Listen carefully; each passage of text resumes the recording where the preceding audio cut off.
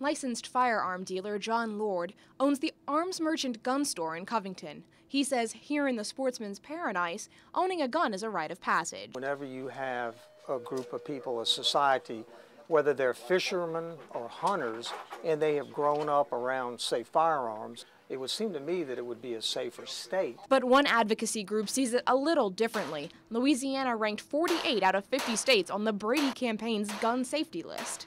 The list covers more than gun injuries and includes the amount of state gun control law. Covington Police Chief Richard Palmisano is a former alcohol, tobacco, and firearms agent. He says Louisiana gun control laws are already on the books. Here in Louisiana, and reiterate that, is that we, for all practical purposes, have mirrored the laws, the federal laws.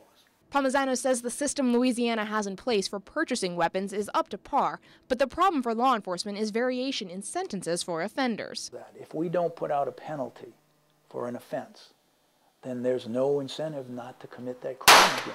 Lord and Palmisano agree gun control is a volatile issue, especially for victims and families of those affected by violent crime. Some say more gun control laws are the answer.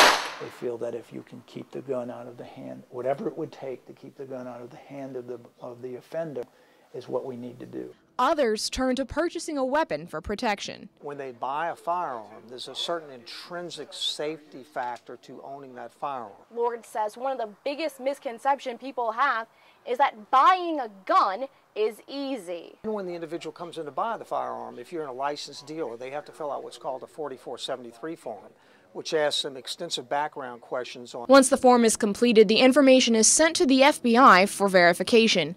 Then if all the information clears, the person may purchase the firearm. However, under state and federal law, anyone convicted of a felony is no longer allowed to purchase, carry, or own a firearm. For Tiger TV, Chris Costanza, Eye on LSU.